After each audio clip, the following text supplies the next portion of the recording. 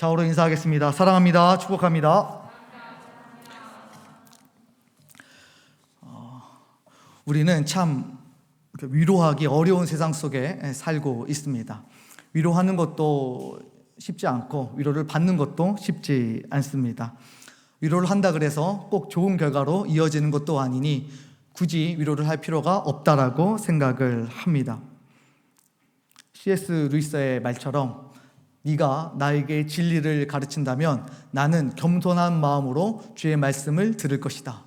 하지만 네가 나를 위로하려고 한다면 나는 듣지 않을 것이다. 왜냐하면 나는 네가 위로라는 단어를 알지 못한다고 확신하기 때문이다. 이만큼 우리가 위로를 받고 또 위로를 주며 살아간다고 하는 것은 쉽지 않은 일입니다. 그런데 오늘 우리가 읽은 말씀이 고린도후서 말씀이에요. 고린도후서 말씀은 닉네임이 있습니다. 고린도후서 하면 딱 떠오르는 그 닉네임이 있어야 되는데 뭘까요? 바울인데, 맞아요. 바울이 썼는데 위로의 서신이에요. 오늘 본문의 말씀 보면 계속해서 위로라는 단어를 강조하고 있는데, 그렇기 때문에 이 고린도후서가 위로의 서신으로서 우리에게 잘 알려져 있습니다. 오늘 이 서신을 통해서 우리가 위로를 받고 또 위로를 주는 그런 은혜가 있었으면 좋겠습니다. 일단 고린도후서를 이해하기 위해서는 사도행전 17장, 18장을 우리가 미리 알고 있어야 해요. 왜냐하면 17장, 18장이 고린도후서가 쓰여진 배경이 되기 때문입니다. 여러분들이 17장, 18장을 안 읽으셨을 거라고 생각을 하고 제가 조금 각색을 해서 여러분과 함께 이야기를 좀 나누도록 하겠습니다. 바울이 아덴이라는 도시에 있게 되었습니다. 저녁이 되자 좀 쓸쓸했던 사도 바울은 밖에 나아가서 풍경을 바라보면서 힐링할 시간을 갖기를 원했습니다. 그래서 밖에 나가서 보니까 너무 환경이 좋은 거예요. 그래서 거닐면서 이리저리 돌아다니면서 괜찮은 시간들을 보내고 있을 때 어딘가에서 함께 모여서 웅성웅성거리는 소리가 들리기 시작했습니다. 궁금했던 사도 바울은 그곳을 향해 갔습니다. 가는데 무슨 일이 있었을까요? 아덴에 신전을 두고 사람들이 우상 숭배를 하면서 그곳에 절을 하는 모습들을 발견하게 됩니다. 거룩한 부담감을 가지고 있던 바울, 다혈질이었던 바울은 그 순간을 참지 못하고 그 자리에 들어가서 사람들과 함께 논쟁을 하고 쟁론을 하면서 십자가의 도, 복음을 전하기 시작했습니다. 그러자 그 모습을 보고 있던 사람들이 난동을 피우는 사도 바울을 보고 112에 신고를 하게 되죠. 그러자 신고를 받고 출동한 경찰이 그를 체포하게 되어집니다. 그리고 사도 바울은 더 이상 아덴에 있지 못하고 고린도로 추방을 당할 수밖에 없었습니다. 왜냐하면 그때 당시에 다른 것들은 다 괜찮지만 사회 기강을 문란하게 하고 또 사회 질서를 어지럽히는 난동은 결코 용서할 수 없는 죄였기 때문입니다. 그래서 사도 바울은 어쩔 수 없이 고린도 항구로 들어가게 되죠. 근데 그곳에 가서 또 깜짝 놀랄 만한 일을 경험하게 됩니다. 왜냐하면 그 자리에 자신과 같은 유대인들이 또 그리스도인들이 굉장히 많이 있었기 때문입니다. 갑자기 왜 고린도에 이렇게 많은 사람들이 있을까? 유대인들이 왜 이렇게 이 자리에 모여 있을까 고민하고 생각하면서 옆 사람에게 물어봅니다. 그러자 그 사람이 대답해 줍니다. 로마 황제가 로마에 살던 모든 유대 그리스도인들을 다 추방하기로 공표하고 이거를 적용을 했기 때문에 로마에 살던 모든 유대인들이 다 떠나올 수밖에 없었습니다. 그래서 고린도 항구에 그 유대인들이 굉장히 몰려들게 되었던 것입니다. 여러분 잘 생각해 보면 사람들이 갑자기 몰리게 되면 뭐가 필요한가요? 그곳에 살만한 집이 필요합니다. 그런데 이 고린도 지역에 집들이 많이 있지 않기 때문에 잠시라도 쉬어갈 수 있도록 텐트가 굉장히 필요했고 또 수요가 있어야만 하는 수요가 있는 시간이었어요. 그렇기 때문에 사도 바울은 그곳에서 굉장히 쾌재를 부를 수가 있었습니다. 왜냐하면 사도 바울은 율법과 율법 조문을 잘 해석하는 것도 많이 배웠지만 그 훈련 과목 가운데 랍비의 훈련 과목 가운데서는 텐트를 만드는 방법도 가르쳐 주기 때문이에요. 그래서 우리가 이제 한국에서는 굉장히 취직하기가 어려운데 사도 바울은 딱 그게 맞아 떨어져서 취직을 할 수가 있었습니다. 그래서 어디에 취직을 할까 여기저기 돌아다니고 시간을 보낼 때 어느 한 집이 보였어요. 그 집에 무작정 들어가게 됩니다. 그 집에 보니까 텐트를 만드는 집이에요. 그래서 안에 누가 계십니까 하고 들어가 보니까 부부가 나와요. 근데 그 부부가 평생의 사도 바울의 동역자요 동반자가 되었던 브리스길라와 아굴라의 집이었습니다. 그들은 마치 소울메이트를 만난 것처럼 너무 행복해하면서 세 명이 얼싸안고 이렇게 함께 텐트를 만들기 시작합니다. 낮에는 밀려드는 수요들을 감당하기 위해서 정말 손에 핏방울이 맺을 때까지 그렇게 텐트를 열심히 만들어서 기한 안에 납품하기 위해서 노력하고, 또 지친 몸을 이끌고 저녁에는 세 명이 함께 모여서 그렇게 벽에 기댄 채 제자 훈련을 하고 말씀을 보고 기도를 하게 되어지죠. 처음에는 굉장히 힘들었을지 모르겠습니다. 그런데 듣다 보니까 굉장히 이 말씀에 깊이가 있어요. 왜? 사도 바울이니까요. 그래서 브리스길라와 아굴라가 깊이 하나님을 경험하고 영접하고 또 무엇보다 말씀에 대한 깊이가 깊어지게 됩니다. 그런데 이 예사롭지 않은 사도 바울의 제자훈련, 이 말씀이 여기저기 소문이 퍼지기 시작합니다. 그러더니 주위에 있었던 마을에서 예수 그리스도를 믿던 사람들이 그 말씀을 듣고자 갈급한 심령을 가지고 모이게 됩니다. 하나, 둘, 10명, 100명 계속해서 모이다 보니까 처음에 3명으로 시작했던 그 모임이 점점 큰 공동체를 이루었으니 그 공동체가 고린도 교회의 첫 번째로 세워진 고린도 교회가 됩니다. 여러분, 고린도 교회의 시초가 되었는데 잘 생각해보면 아주 재미있죠.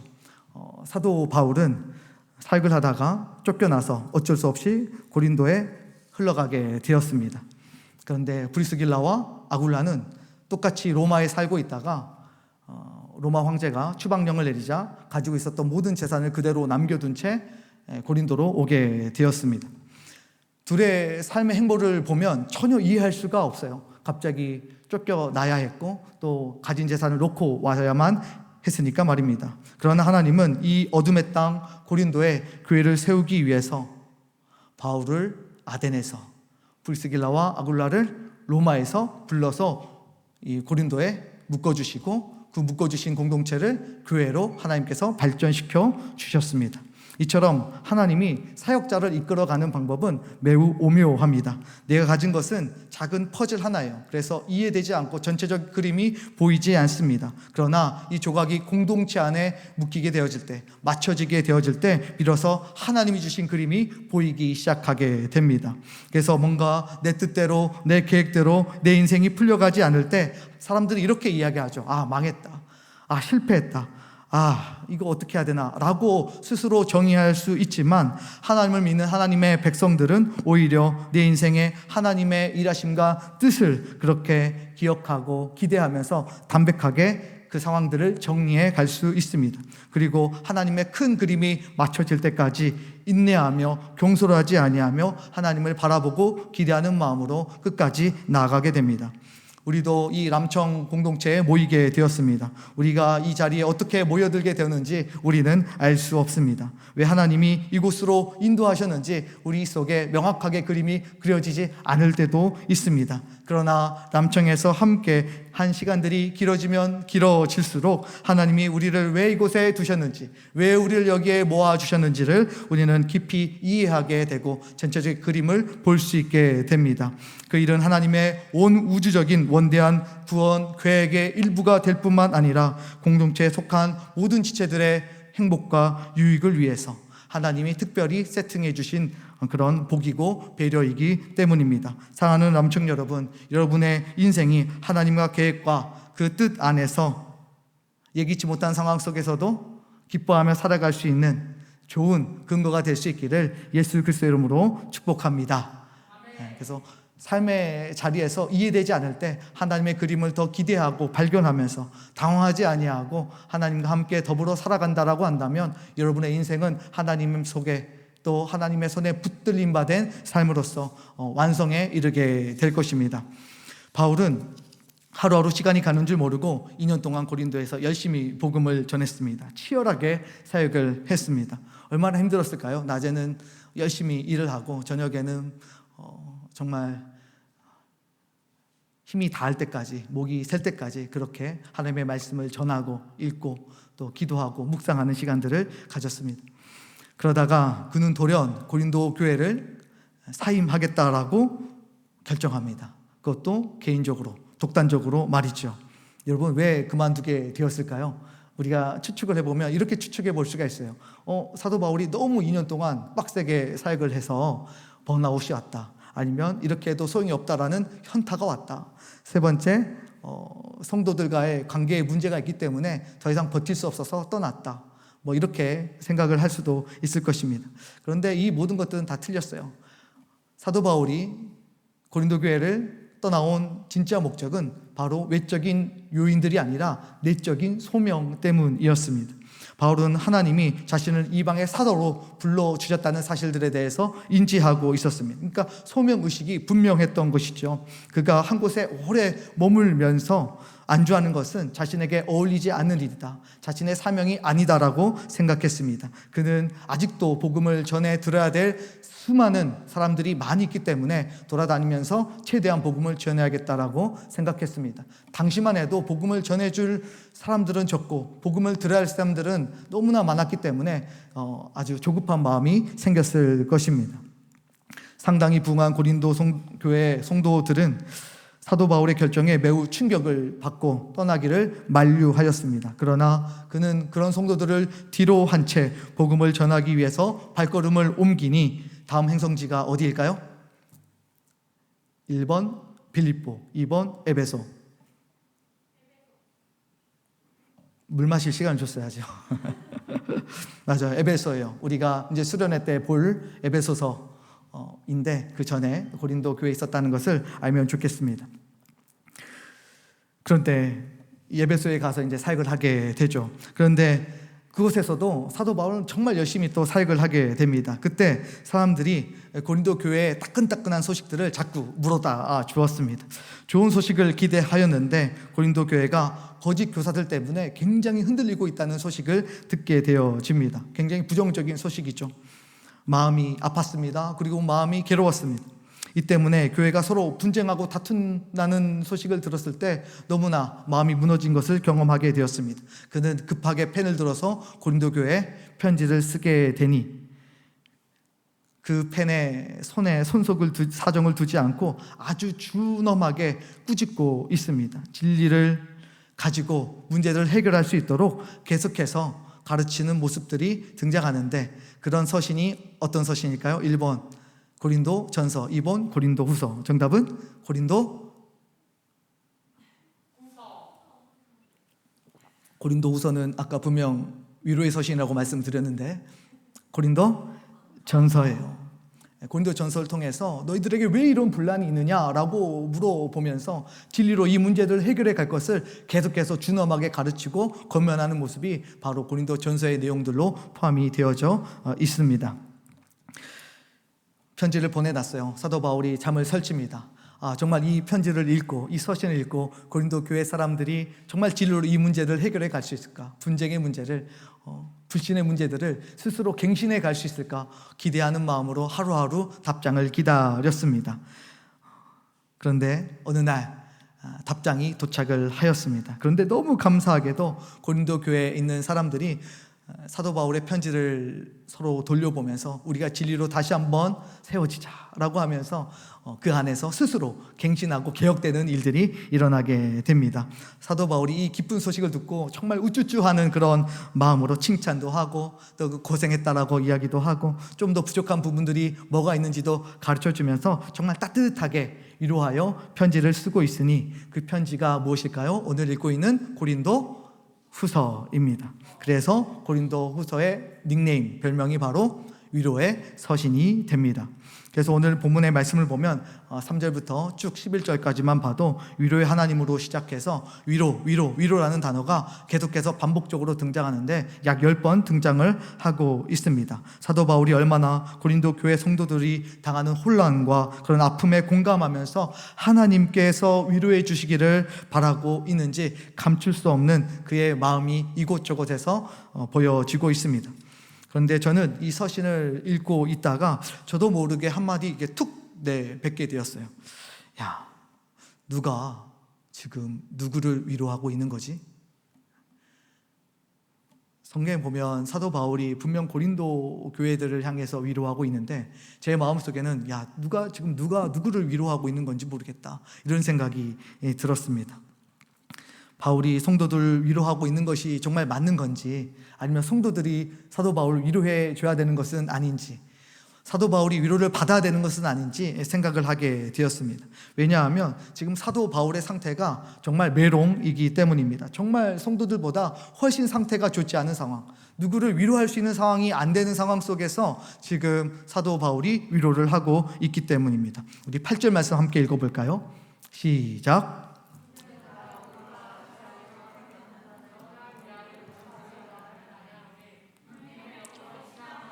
당하여 살 소망까지 끊어지고, 9절 이어서 시작. 우리는 우리 자신이 사형 선고를 받은 줄 알았으니. 아멘. 여러분 여기서 보고 있는 것처럼 사도 바울은요 정말 심한 고난을 당해서 살 소망까지 끊어지는 상황입니다. 사형 선고를 받은 것 같은 위기의 연속들이 계속해서 이루어지고 있습니다.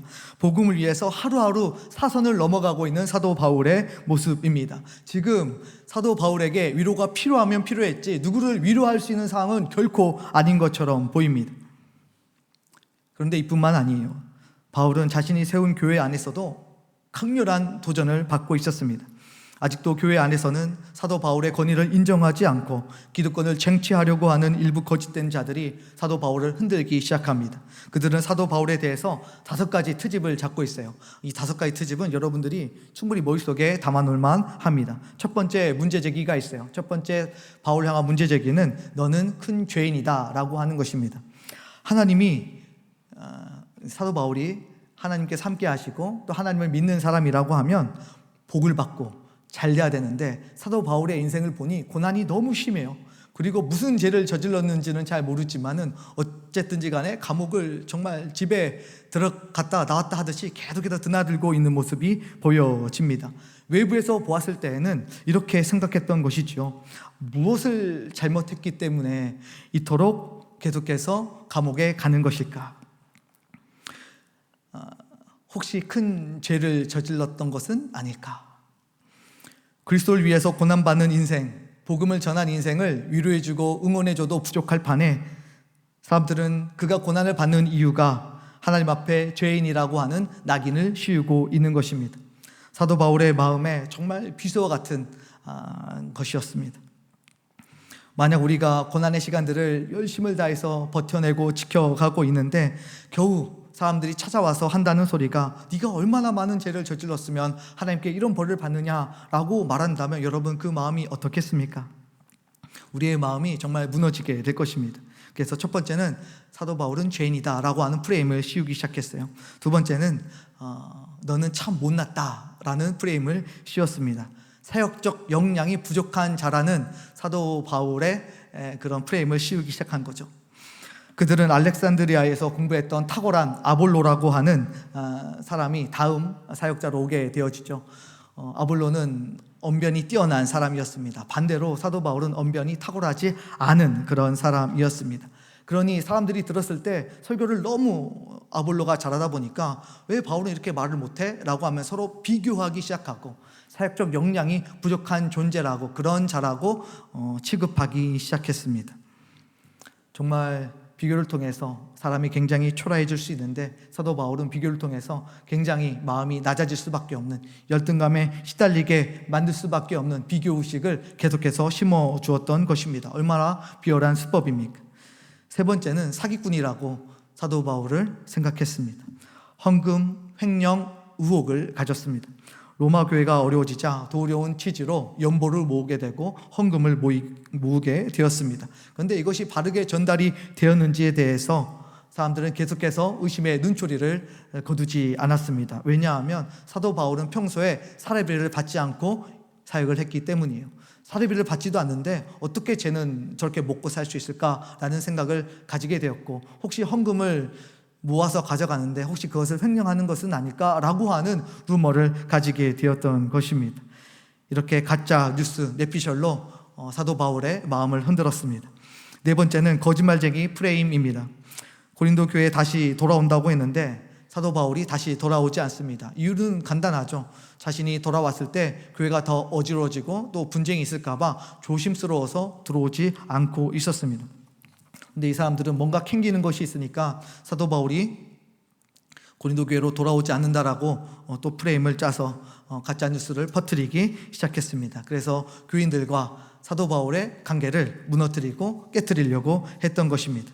그리고 마지막 문제 제기는 바로 너는 가짜다라고 하는 것이에요. 고린도 교회를 개척했음에도 불구하고 거짓 교사들은 사도 바울이 추천서를 내지 않았다는 것을 걸고 넘어졌습니다. 그때 당시 추천서는 증빙 서류예요. 자신이 어떤 존재인지에 대해서 사람들에게 확인받는 증빙 서류입니다. 그런데 그 증빙 서류를 고린도 교회에 내지 않았기 때문에 사도 바울은 가짜다라는 공식을 가지게 된 것입니다. 근데 생각해 보면 사도 바울이 개척한 교회, 3명으로 시작한 그 교회에 굳이 증명서가 필요했었을까요? 여러분, 이 5가지가 있었는데 5가지가 뭐였죠? 첫 번째는 너는 큰 죄인이다. 두 번째, 너는 잘났다가 아니라 못났다. 세 번째로, 너는 사기꾼이다. 네 번째로, 너는 거짓말쟁이다. 다섯 번째로, 너는 가짜다. 이런 하나님의 말씀을 전하는 자에게 거짓말쟁이다, 사기꾼이다, 이런 단어들이 가당키나 할까요? 굳이 복음을 전하는 사람이 아닐지라도 우리가 이 5가지 오해 중에 한 가지라도 경험하게 되어진다면 아마 여러분들은 밤잠을 설치게 될 것입니다. 잠이 오지 않고 억울해서, 화나서, 분노해서 하루하루의 삶이 지옥 같은 시간들을 보낼 수도 있을 것입니다. 그러나 사도 바울은 이 모든 것들을 다 당하면서도 오히려 고린도 교인들을 위로하고 격려하고 있다는 것에 참 감동을 받습니다. 참 그 모습이 어떻게 보면 바보 같기도 하고 또 어떻게 보면 참 안타깝기도 한데 또 어떤 면에서 보면 참 신비한 사람이다, 이런 생각을 하게 됩니다. 자신의 모습을 돌보지 않는 바울의 모습은 참 바보처럼 보여지기도 하고 또 고난 속에서도 사도로서 역할을 해내는 모습은 어떻게 보면 동질감도 느끼면서 안타까워 보이기도 하고 또 그런 상황 속에서 진실하게 위로하며 살아가는 그런 삶을 바라보니 때로는 신비하기까지 한 것이죠. 그런데 이러한 고난과 또 이러한 오해들이 사도 바울에만 있는 것은 아닙니다. 우리 각자도 모양과 크기는 다르지만 꽤 중량감 있는 고난과 또 이러한 오해들을 품고 하루하루 살아가기도 합니다. 대한민국이라는 경쟁이 치열한 사회 속에서 어느 하나도 확신할 수 없는 미래라는 두려움을 가지고 오늘도 공부하고 알바하고 직장에서 맡겨진 일들을 기계처럼 해내면서 살아가고 있습니다. 자기를 넉넉하게 위로하는 것조차 사치처럼 느껴지는 삶 속에서 우리가 누군가의 위로가 되어준다라고 하는 것, 그것은 더욱 쉽지 않을 것입니다. 그러나 하나님은 위로하는 자가 되기를 원하고 계십니다. 예수 그리스도가 당하신 고난의 여정이 우리에게 큰 위로가 되었던 것처럼 사도 바울이 살 소망까지 끊어지는 인생이었지만 이 모습을 보면서 우리 스스로가 지금 위로를 받고 있는 것처럼 우리의 버거운 하루하루의 삶이 누군가에게 위로가 되기를 하나님은 바라고 계시는 것입니다. 그것이 바로 내가 오늘 무거운 하루를 견뎌내야 될 또 하나의 이유가 됩니다. 내 삶이 누군가에게 위로가 될 수 있다라고 한다면 어제와 같은 특별하지 않은 오늘이 계속해서 반복된다고 할지라도 우리의 인생은 충분히 의미 있고 가치가 있는 삶으로 하나님께서 평가해 주실 것입니다. 저는 열심히 일터에서 학교에서 살다가 저녁에 모여서 사역을 준비하는 청년들을 마주하게 되어질 때 위로를 받습니다. 외로운 타지에서 말씀을 가지고 잘 버텨냈던 삶의 간증들을 청년들을 통해서 듣게 되어질 때 위안을 얻게 됩니다. 알바에서 겨우 모은 돈으로 후배들 밥도 사주고 커피도 사주면서 케어해주는 모습, 그 모습을 보면서 저도 격려를 받습니다.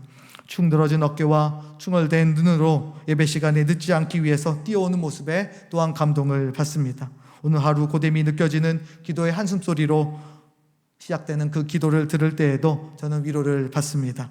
여러분의 삶은 누군가에게 위로가 되고 있습니다. 사랑하는 남청 여러분, 위로는 한없이 가벼운 입술의 말로 전해지는 것이 아니라 무거움을 견딘 오늘 하루, 그 하루가 많은 사람들에게 위로가 된다는 사실을 기억하시기를 바랍니다. 여러분의 삶이 남청의 공동체에 큰 위안이 되고 위로가 될 수 있기를 예수 그리스도의 이름으로 축복합니다.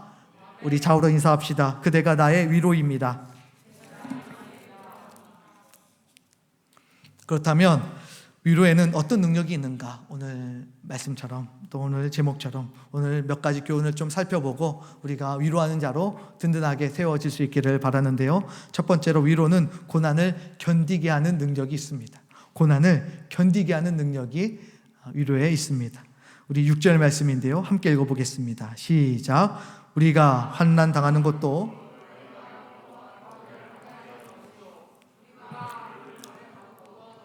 위로를 받게 하려는 것이니 이 위로가 너희 속에 역사하여 우리가 받는 것 같은 고난을 너희도 견디게 하느니라. 고난을 너희도 견디게 하느니라.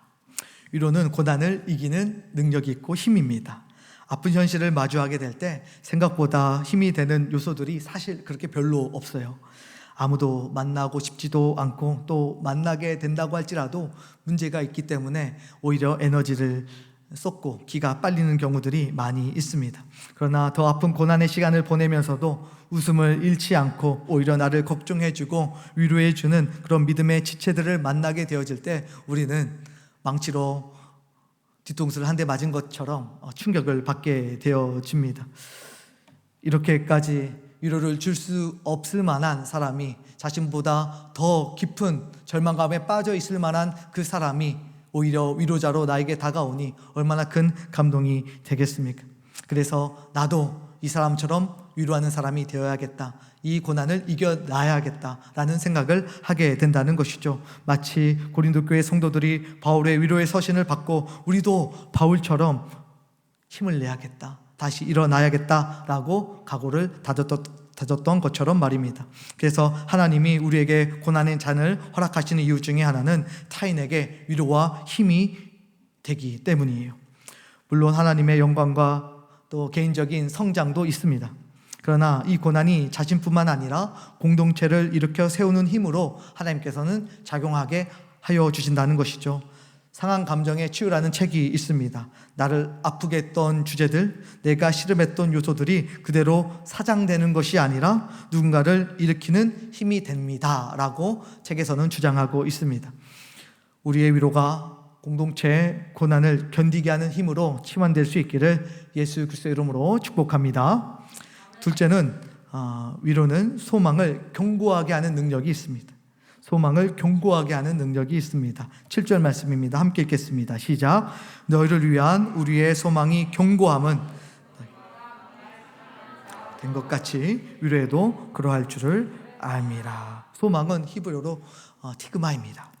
그래서 동사 형태로 보면 어떻게 되냐면 소망의 끈으로 묶다 라는 뜻을 가지고 있어요. 그래서 하나님의 끈을 가지고 묶는 행위가 바로 소망이고 또 믿음의 동료들을 끝까지 묶어내는 것, 이것이 위로입니다. 세글턴이라고 하는 사람이 되게 유명하죠. 최초로 남극 대륙을 횡단했던 사람 중에 한 명입니다. 그가 남극 대륙을 횡단했기 때문에 유명해진 것이 아니라 그는 또 다른 것 때문에 유명해졌습니다. 27명의 대원들과 함께 인듀어런스 호를 타고 남극을 항해하게 됩니다. 그런데 여러 가지 문제가 발생하면서 남극에 그냥 갇히게 되었어요. 영하 30도가 넘는 기온에서 무려 634일 동안 갇혀있게 되었습니다.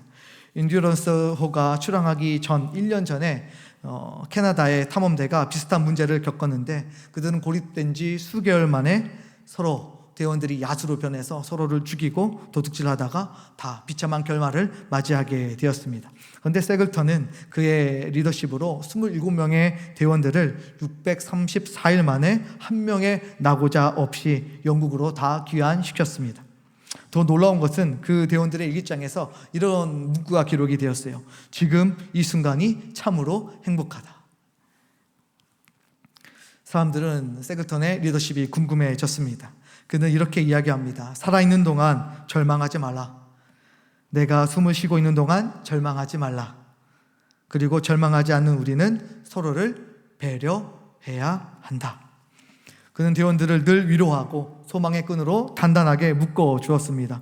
위로할 수 없는 상황 속에서도 서로를 위로하고 격려하였고, 절망할 수 없는 극한 상황 속에서도 소망을 놓치지 않았습니다. 여러분의 위로가 하나님의 자녀를, 또 자녀와 자녀를 묶는 그런 소망의 끈이 될 수 있기를 예수 그리스도의 이름으로 축복합니다. 세 번째로, 위로는 하나님을 의지하게 하는 능력이 있습니다. 하나님을 의지하게 하는 능력이 있어요. 9절 말씀 함께 읽겠습니다. 시작. 우리는 우리 자신이 사형 선고를 받은 줄 알았으니 이는 하나님만 의지하게. 아멘. 고린도 교회 성도들과 바울이 하나님을 더욱더 의지하게 되었습니다. 뭐 하면서? 서로 위로하면서 말이죠. 왜냐하면 서로 위로를 한다라고 할지라도 결국에 이 모든 것들을 해결해 주실 분, 감당해 주실 분은 하나님밖에 없다는 사실들을 둘은 기도하면서 깨닫고 알았기 때문입니다. 위로라고 하는 단어를 헬라어로 찾아보면 파라카레오입니다. 파라는 곁에입니다. 곁에, 옆에. 카레오는 부르다예요. 그래서 하나님께서 위로를 주실 때에는 어떤 방법으로 위로를 주십니까? 우리를 자신의 옆에 끌어오시는 거예요. 땡겨오시는 겁니다. 그래서 옆에 두고 하나님께서는 위로를 주십니다. 우리는 이것을 신학적인 용어로 뭐라 부르냐면 하나님의 임재, 하나님의 임재라고 부릅니다. 하나님의 임재가 있을 때 진정한 위로가 우리의 삶에 찾아온다는 것이죠. 하나님께서 우리를 앞에 부르시고 옆에 부르시고 하나님의 말씀으로 새롭게 하여 주실 때 비로소 사람에게 받을 수 없었던 그 위로, 그 평안함이 우리의 영혼을 깨뚫고 들어오게 되는 것입니다. 사랑하는 남청 여러분, 하나님의 임재 안에서 하나님을 온전하게 의지하게 되어지는 참 위로의 삶을 살아갈 수 있기를 축복합니다. 말씀을 정리하겠습니다. 척박한 여러분의 삶이 위로받기를 원합니다. 그 위로로 주의 백성들이 고난을 견디고 소망을 품고 또 하나님의 임재를 함께 깊게 경험하면서 살아갈 수 있었으면 좋겠습니다. 그래서 여러분의 삶은 독단적으로 그냥 여러분의 인생을 살아가는 것으로 끝나고 평가되어지는 것이 아니라 여러분이 매 순간마다 하나님 앞에서 치열하게 살아왔던 그 순간순간들이 하나님의 자녀들에게 위로가 되고 일어날 힘이 되고 용기를 북돋아주고 고난을 이겨낼 힘이 되어진다는 사실, 무엇보다 하나님의 임재 속으로 나아가는 통로가 되어진다는 사실. 그래서 여러분들이 하루하루 하나님께서 주신 그 고난의 잔을 마시면서 치열하게 예수 그리스도를 위해서 하루하루 살아갈 수 있기를, 그래서 참된 위로자라고 평가받을 수 있는 저와 여러분이 다 될 수 있기를 다시 한번 예수 그리스도 이름으로 축원합니다.